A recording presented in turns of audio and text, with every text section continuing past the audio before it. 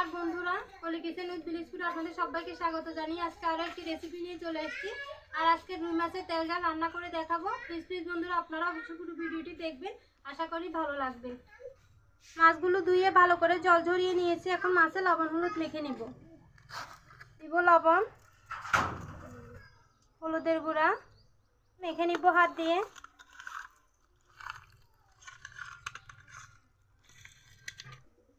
মাছে লবণ হলুদ মেখে নিয়েছি। এখন মাছগুলো ভেজে নিব। মাছ ভাজার জন্য কড়াইয়ে তেল দিব। তেল ভালো করে গরম হয়ে গেছে, এখন মাছ ভেজে নিব।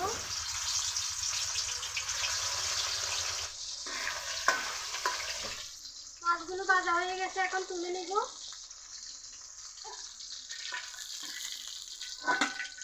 বাকি মাছগুলো এভাবে ভেজে নিব।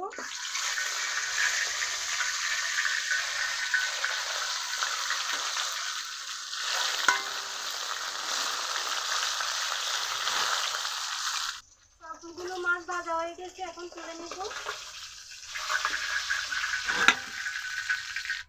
মশলাটা কষিয়ে নিব। দিয়ে দিব গ্রেট করে রাখা পেঁয়াজ।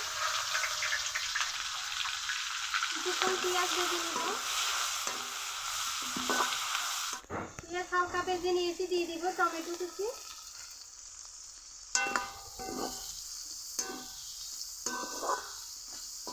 দিব লবণ, দিব হলুদের গুঁড়া।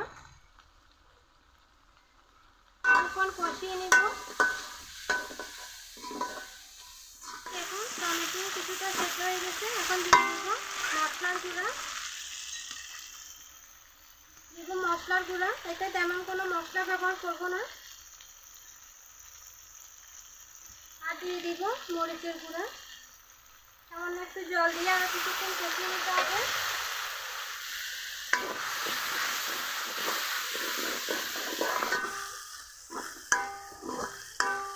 মশলা ভালো করে কষে নিয়েছি, এখন জল দিয়ে দিব।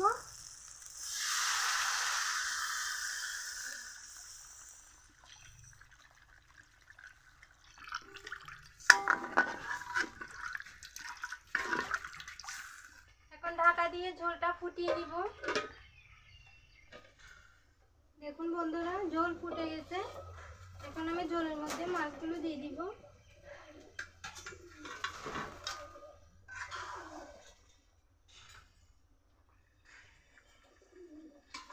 মাছ দেওয়ার পর ঢাকা দিয়ে আরো কিছুক্ষণ ভালো করে সিদ্ধ করে নিব। দেখুন বন্ধুরা, আমার রান্না একদম রেডি। এখন নামিয়ে নিব। এখন প্লেটে তুলে আপনাদেরকে দেখাবো আমার রান্না কেমন হয়েছে। এই দেখুন কি সুন্দর কালার হয়েছে।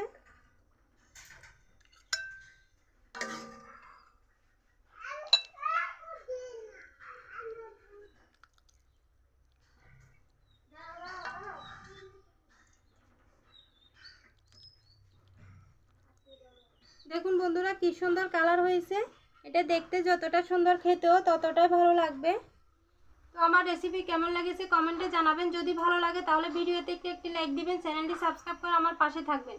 আজকে এ পর্যন্ত। সবাই ভালো থাকবেন, সুস্থ থাকবেন আর সাবধানে থাকবেন। দেখা হবে অন্যদিন নতুন কোনো রেসিপি নিয়ে।